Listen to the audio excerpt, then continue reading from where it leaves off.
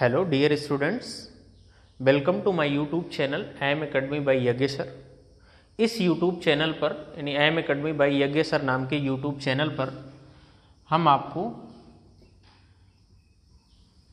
Hindi grammar के topic पढ़ाने चल रहे हैं और ये टॉपिक आपके एग्ज़ाम के लिए काफ़ी हेल्पफुल होंगे। हिंदी ग्रामर में आज हम एक पहला टॉपिक आपको पढ़ाते हैं, वर्णमाला। हिंदी ग्रामर का पहला टॉपिक हम आपको आज पढ़ा रहे हैं, कौन सा? वर्णमाला। और ये कंप्लीट वीडियो होगा वर्णमाला का।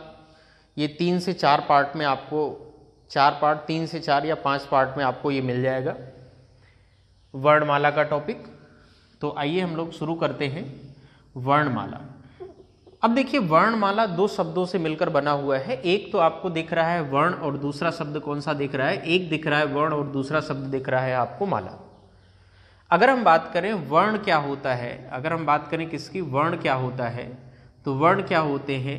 लिखित चिन्ह ही क्या कहलाते हैं? जितने भी लिखित चिन्ह होते हैं, लिखित चिन्ह ही क्या कहलाते हैं? वर्ण कहलाते हैं। लिखित चिन्ह ही क्या कहलाते हैं? लिखित चिन्ह ही वर्ण कहलाते हैं। तो वर्ण हमने सीखा कि वर्ण होता क्या है, लिखित चिन्ह ही क्या कहलाते हैं? लिखित चिन्ह ही वर्ण कहलाते हैं। अगर हम बात करें वर्णमाला की, वर्णमाला क्या है, तो वर्णमाला की जो डिफिनेशन होगी वो क्या होगी? वर्णमाला। अगर हम बात करें किसकी? वर्णमाला की, कि हम वर्णमाला किसे कहेंगे, तो वर्णमाला क्या है, तो हम कहेंगे वर्णों के व्यवस्थित समूह को। किसको? वर्णों के व्यवस्थित समूह को, वर्णों के व्यवस्थित समूह को, वर्णों के व्यवस्थित समूह को वर्णमाला कहते हैं। वर्णमाला कहते हैं। हिंदी ग्रामर में पहला टॉपिक हम लोग पढ़ रहे हैं, कौन सा? वर्णमाला। और हमने कहा वर्ण क्या होता है, तो लिखित चिन्ह ही क्या कहलाते हैं? लिखित चिन्ह ही वर्ण कहलाते हैं। अब बात आती है कि वर्णमाला क्या है, तो वर्णों के व्यवस्थित समूह को क्या कहते हैं? वर्णों के व्यवस्थित समूह को क्या कहते हैं? वर्णमाला कहते हैं। कहने का मतलब ये है कि वर्णों का सिस्टमेटिक ऑर्डर होना चाहिए, तभी वो क्या होगा? वर्णमाला होगा। यानी व्यवस्थित समूह का मतलब ये है कि ये वर्णमाला किस क्रम में लिखा होना चाहिए? ये का से लेकर कहाँ तक? ज्ञ तक होना चाहिए, तभी ये क्या कहलाएगा? वर्णमाला कहलाएगा। यानी सिस्टमेटिक ऑर्डर में ये होगा, तभी क्या कहलाएगा? वर्णमाला कहलाएगा।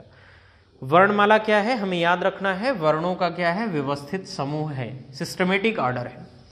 अब आपके एग्जाम में एक बार क्वेश्चन पूछा हुआ है कि वर्णमाला है, ध्यान दीजिएगा, आपके एग्जाम का क्वेश्चन आया हुआ है वर्णमाला है। आपके एग्जाम में क्वेश्चन पूछा है क्या? वर्णमाला है। और आपको कई सारे ऑप्शंस दिए हुए थे, उसमें 2 ऑप्शन हम आपको लिखते हैं, बताते हैं। वर्णमाला है, यहां आपको पहला ऑप्शन मिला था, वर्णमाला क्या है? वर्णों का समूह। क्या दिया था? वर्णों का समूह। और दूसरा क्या था? वर्णों का व्यवस्थित समूह। दूसरा ऑप्शन क्या था? वर्णों का व्यवस्थित समूह। वर्णों का व्यवस्थित समूह। तो हमारा आंसर क्या हो जाएगा? हमारा आंसर हो जाएगा वर्णमाला है, तो हम किस ऑप्शन पे जाएंगे? वर्णों के व्यवस्थित समूह को ही क्या कहते हैं? वर्णमाला कहते हैं। अब यहां अगर हम वर्णों का समूह कहेंगे तो ये गलत हो जाएगा, क्योंकि अगर हम बात करें हिंदी में वर्णों की संख्या कितनी है, अगर हिंदी में आपसे पूछा जाए कि वर्ण कितने हैं, तब हम आंसर करते हैं कितने हैं? 52। और हमने कहा कि वर्ण है क्या? लिखित चिन्ह ही क्या कहलाते हैं? लिखित चिन्ह ही वर्ण कहलाते हैं। तो ये क्या होगा? ये 52 वर्ण जो है, इनका व्यवस्थित समूह ही क्या कहलाएगा? व्यवस्थित समूह ही वर्णमाला कहलाएगा। अगर हम इनको अव्यवस्थित रूप में लिख देंगे तो ये क्या नहीं कहलाएंगे? ये वर्णमाला नहीं कहलाएंगे। तो इस तरह से वर्णमाला क्या है? वर्णों के व्यवस्थित समूह को ही क्या कहा जाएगा? वर्णों के व्यवस्थित समूह को ही वर्णमाला कहा जाएगा। अब बात आती है, वर्णमाला को 2 भागों में क्या किया जाता है? डिवाइड किया जाता है।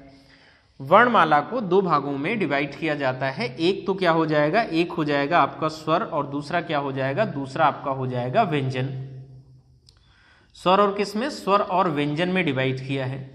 तो वर्णमाला के यहाँ 2 भाग हम देख रहे हैं, एक स्वर और दूसरा क्या? व्यंजन। अगर आपसे पूछा जाए हिंदी वर्णमाला में स्वरों की संख्या कितनी है, तब हमारा आंसर क्या करना है, हिंदी वर्णमाला में स्वरों की संख्या 11 है, तब हमें क्या लिखना है 11। अगर आपसे क्वेश्चन किया जाता है हिंदी वर्णमाला में व्यंजनों की संख्या बताइए, तब हमें आंसर क्या करना होगा, हिंदी वर्णमाला में व्यंजनों की जो संख्या होगी वो कितनी होगी 33 यानी 33। देखिए यहाँ 3-4 क्वेश्चन हमने कराया। अगर आपसे क्वेश्चन पूछा जाए हिंदी में वर्णों की संख्या कितनी है, हिंदी में वर्णों की संख्या कितनी है, तब आंसर क्या करना है 52। हिंदी में वर्णों की संख्या कितनी है 52। अगर आपसे पूछा जाए हिंदी वर्णमाला में स्वरों की संख्या बताइए, तब आंसर क्या करना होगा, हिंदी वर्णमाला में स्वरों की संख्या कितनी है, तब आंसर करना है हमें कितनी है 11 या 11। अगर आपसे पूछा जाता है हिंदी वर्णमाला में व्यंजनों की संख्या बताइए, तब आप आंसर क्या करेंगे, तब आंसर करेंगे आप 33। अगर आपसे पूछा जाता है वर्णमाला है, तो वर्णमाला है क्या, वर्णमाला है वर्णों के व्यवस्थित समूह को क्या कहेंगे, वर्णों के व्यवस्थित समूह को ही क्या कहा जाएगा, वर्णमाला कहा जाएगा। अब बात आती है कि स्वर हैं क्या, स्वर के बारे में हम लोग पढ़ते हैं कि स्वर हैं क्या। ठीक, तो हम लोग इसको रफ कर लेते हैं, फिर देखते हैं कि स्वर हैं क्या। आप लोगों ने इसको नोट कर लिया होगा।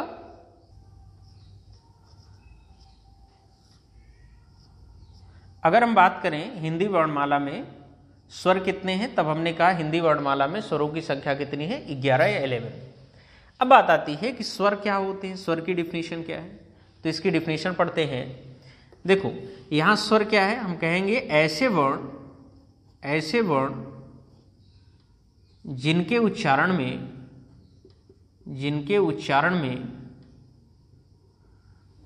में कोई विघ्न बाधा ना हो, जिनके उच्चारण में कोई विघ्न बाधा ना हो। विघ्न बाधा का मतलब क्या है भाई, विघ्न बाधा का मतलब कोई रुकावट ना आए, या आप कह सकते हैं कि कोई अवरोध ना आए। यानी स्वर है क्या, तब हम कहेंगे ऐसे वर्ण जिनके उच्चारण में कोई विघ्न बाधा ना हो, उन्हें क्या कहेंगे, स्वर कहेंगे। या हम इसी को कह सकते हैं आर करके, ऐसे वर्ण जो बिना किसी सहारे के बोले जाएं, जो बिना किसी सहारे के बोले जाएं या बोले जाते हैं, उन्हें क्या कहते हैं, उन्हें स्वर कहते हैं। उन्हें स्वर कहते हैं। उन्हें क्या कहते हैं भाई, उन्हें स्वर कहते हैं। तो हिंदी वर्णमाला में स्वरों की संख्या कितनी है, हिंदी वर्णमाला में स्वरों की संख्या कितनी है, तब हम आंसर करेंगे 11। अगर स्वर की डिफिनीशन आपसे पूछ रहा है तो स्वर है क्या, कैसे हम जानेंगे, तो हमने कहा ऐसे वर्ण जिनके उच्चारण में कोई विघ्न बाधा ना हो, मतलब कोई रुकावट ना हो, मतलब कोई अवरोध ना हो, तो उसे क्या कहा जाएगा, स्वर कहा जाएगा। या हम दूसरी डिफिनीशन देख सकते हैं, ऐसे वर्ण जो बिना किसी सहारे के बोले जाएं। बिना किसी सहारे के बोले जाएं, इसका मतलब ये है कि स्वरों के उच्चारण में हमें किसी की हेल्प नहीं लेनी पड़ती, जबकि व्यंजन के उच्चारण में हमें किसकी हेल्प लेनी पड़ती है, स्वर की हेल्प लेनी पड़ती है। तो यहां हम ये भी कह सकते हैं कि स्वरों का अपना क्या होता है, स्वरों का अपना स्वतंत्र अस्तित्व होता है। तो नोट करके हम एक बात यहां लिख सकते हैं कि स्वरों का क्या होता है, स्वरों का अपना स्वतंत्र अस्तित्व होता है। स्वरों का अपना स्वतंत्र अस्तित्व होता है, स्वतंत्र अस्तित्व होता है, जबकि व्यंजन का अपना स्वतंत्र अस्तित्व नहीं होता, क्योंकि व्यंजन किसी न किसी के सहारे से बोले जाएंगे। यानी कहने का मतलब यह है कि स्वरों के सहारे से बोले जाएंगे। तो आपसे ऐसा भी क्वेश्चन पूछ सकता है कि स्वर या व्यंजन में से किसका अपना स्वतंत्र अस्तित्व होता है, तो स्वरों का अपना स्वतंत्र अस्तित्व होता है। क्यों इनका स्वतंत्र अस्तित्व होता है, क्योंकि ये किसी के सहारे से नहीं बोले जाते, इसलिए इनका क्या होता है, इसलिए इनका अपना स्वतंत्र अस्तित्व होता है। तो ऐसे वर्ण को हम क्या कहेंगे, ऐसे वर्ण को हम स्वर कहेंगे।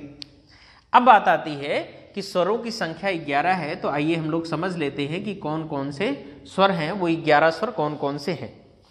क्लियर, तो एक एक करके हम लोग स्वर समझ लेते हैं कि कौन कौन से वो 11 स्वर हैं।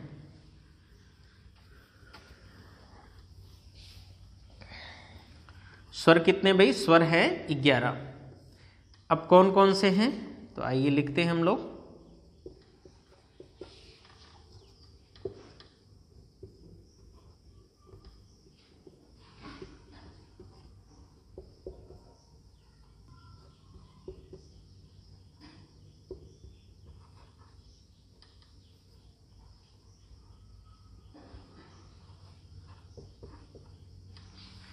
तो हमने कहा स्वरों की संख्या 11 है, तो कौन कौन से स्वर हैं? आपने देखा आपके सामने 11 स्वर लिखे हैं।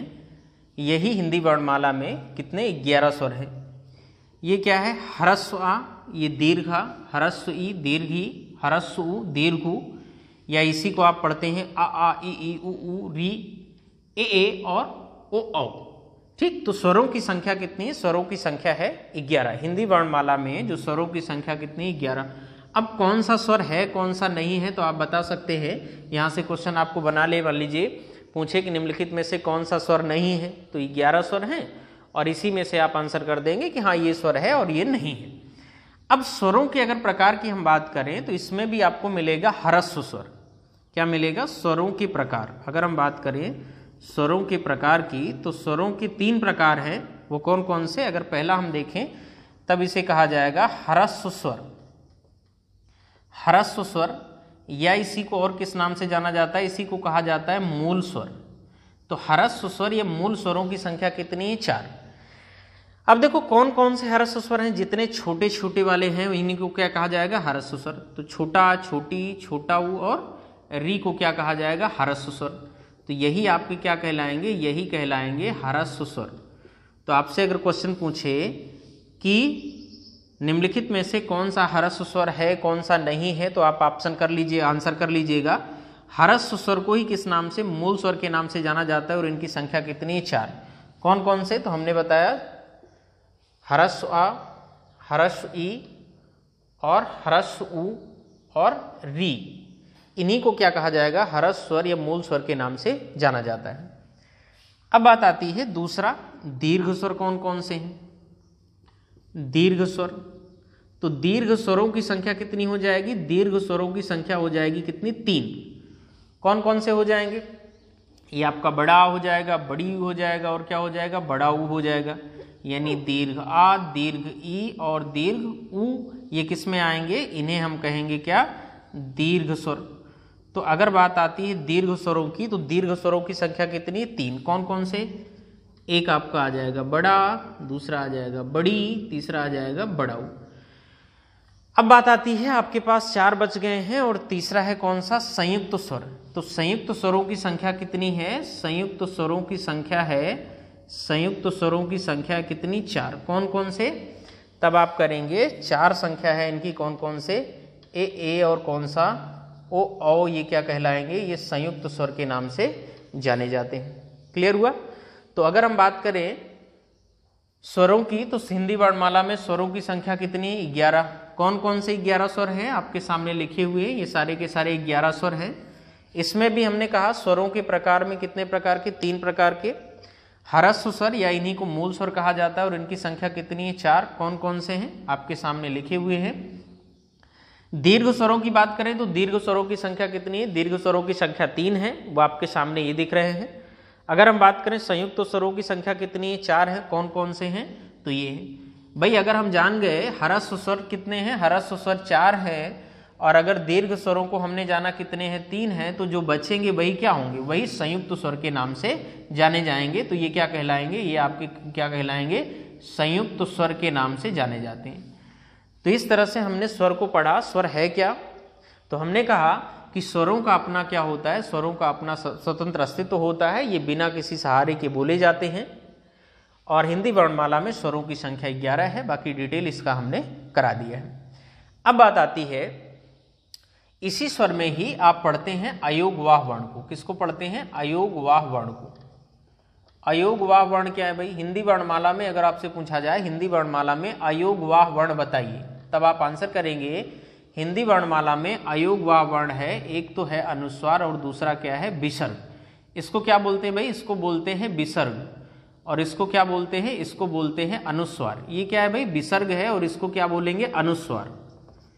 तो अगर आपसे क्वेश्चन पूछेगा हिंदी वर्णमाला में अयोगवाह वर्ण बताइए, तब आप आंसर करेंगे हिंदी वर्णमाला में जो अयोगवाह वर्ण है वो कौन सा है? हिंदी वर्णमाला में अयोगवाह वर्ण है अनुस्वार और विसर्ग को किस नाम से? अनुस्वार और विसर्ग को अयोगवाह वर्ण के नाम से जाना जाता है। अब देखिए अगर हम अनुस्वार का कुछ एग्जाम्पल लिखें, जैसे अगर आपके सामने लिख दें अगर हम अंग, तो अंग में ये क्या लगा हुआ है? अनुस्वार लगा हुआ है। अगर हम बात करें विसर्ग की, तो विसर्ग की एग्जाम्पल की बात करें तो जैसे अगर हमने लिखा है प्रातः, अतः, स्वतः, तो ये क्या है? विसर्ग है। तो हिंदी वर्णमाला में अगर आपसे पूछा जाए कि हिंदी वर्णमाला में अयोगवाह वर्ण बताइए, तब आपको आंसर क्या करना है? हिंदी वर्णमाला में जो अयोगवाह वर्ण है वो कौन से है? अनुस्वार और विसर्ग है। अब बात आती है स्वरों में, कभी कभी आप पढ़ते हैं क्या, कभी कभी आपको पढ़ने को मिलता है, लिखा रहता है अंग और अ, तो ये वास्तव में इसे स्वर में काउंट नहीं किया जाता। इसे क्या कहा जाता है? इसे कहा जाता है अयोगवाह वर्ण, और इसको वास्तव में हम लोग क्या कहते हैं? अनुस्वार और विसर्ग। तो इस डाउट में आप बिल्कुल मत रहना, ठीक। नेक्स्ट हम लोग चलते हैं, पढ़ते हैं व्यंजन, है ना। हिंदी वर्णमाला में व्यंजनों की संख्या कितनी है? तब हमने कहा हिंदी वर्णमाला में व्यंजनों की संख्या कितनी है? व्यंजनों की संख्या 33 है। आपने इसको नोट